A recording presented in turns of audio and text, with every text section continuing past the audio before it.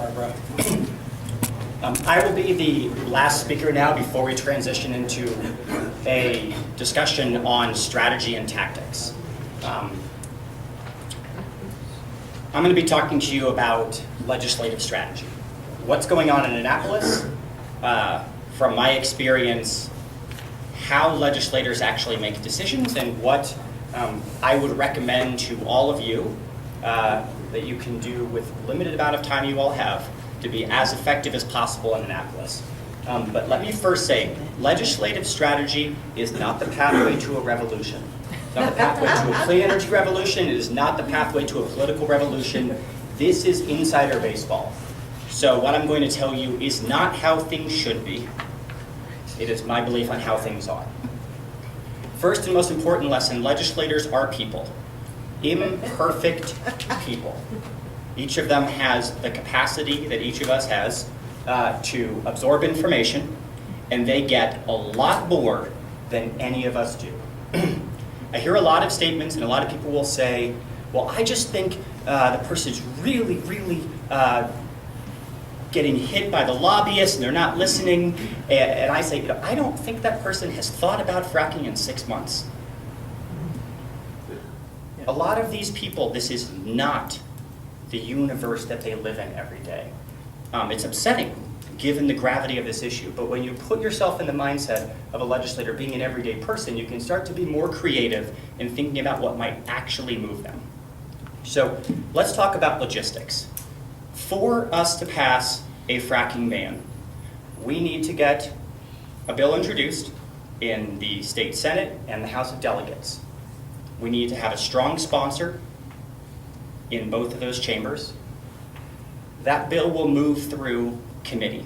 In the House, it will move through the Environment and Transportation Committee, chaired by Delegate Kumar Barve of Montgomery County. This is a very good sign. He has, in so many private settings that it is probably public at this point, said that he wants to pass a ban on fracking in 2017. We are in a good position in that committee. He is our friend. He is going to be a champion on this, but he is waiting for the right moment to go public with this. It is up to us to create that moment. A chairman does not want to charge out in front. They want to be the person who is carrying out the will of the people. So do not expect him to be out vocal on this very early on.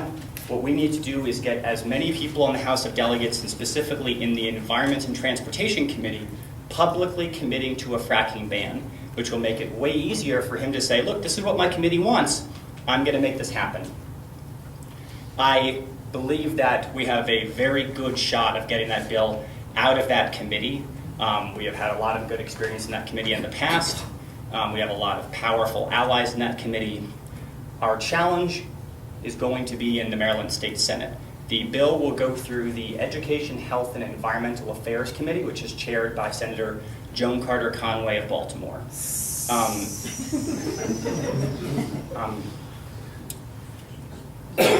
She is a complicated chairwoman. She is hard to read. She has been unpredictable on this issue. However, there's actually one encouraging logistical sign here, which is in order to get her support, we need to get on board President Mike Miller. In order to get President Mike Miller on board, we need to show him this is a winning issue. Now, sometimes insider baseball and legislative strategy requires that we all focus it on one tiny little piece of the legislature and everything else is maybe just icing on the cake. This is actually good news for us because what we need to win is actually a movement. What we need is to demonstrate such widespread statewide support for this that the only logical thing for the Maryland State Senate to do is to say we need to pass a ban on fracking. And when that momentum occurs, the political forces which operate behind the scenes in mysterious ways in back rooms, those forces will help us get that bill through that committee. The other really positive sign is that Senator Bobby Zirkin in Baltimore County has already committed to introducing this bill. He is the chair of the Judicial Proceedings Committee That means that he has a lot of leverage as well. He has also said to me that he is willing to be out in front on this issue as needed, but he is committed to passing the bill. So if there is another strategic sponsor or another strategic direction, he's also willing to cede that space. These are all really good signs. We're going to talk about 4 to 5 tactics that we've created that we think will be really helpful in moving this entire conversation forward across the state, specifically focused on how it'll influence Annapolis. The other thing we wanted to do with the remaining time here is open that conversation up. We have many local leaders from Western Maryland as well as other parts of the state, and we wanted to use this a bit of a brainstorm space to also figure out how to hone these tactics or come up with new ones that will be most effective. So at this point I wanted to bring up Zach Gertis and Dory Pastor to join me. We're going to, we can do the Q&A now, or maybe do it, go through it. So we're going to run through, these are our prepackaged tactics. These are tactics which are designed to be so simple that you can email them to anybody and they can run with them. So if they seem oversimplified and very, very general, that's on purpose. So part of what we want to do today is figure out what we can do to put the best tools in all of your hands to be able to carry these campaigns forward. And then on the local effective bans and resolutions. Okay, first.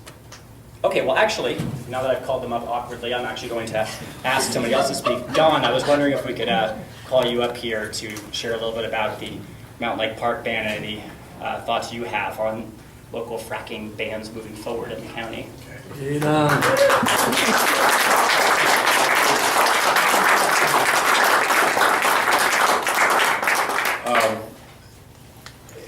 If anyone here gets the Republican newspaper and ever turns to page A4 and looks in the upper left corner, you'll know very clearly where I stand on fracking.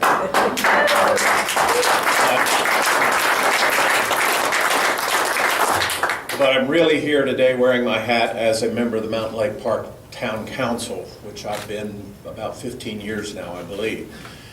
It was 4 years ago that our town council addressed the issue of fracking, and proud to say we unanimously approved an ordinance that would ban the practice within the town limits. And Mountain Lake Park is the most populated municipality in the county. We have a little over 2,000 people. And that was 4 years ago. And it actually did get national coverage. I mean, perhaps you saw things, I'm sure you did, down Baltimore Sun, I know carried it.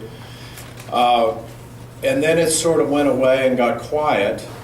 And then just very recently, as Nadine mentioned, the town of Friendsville, I'm sure you know, passed a similar ban.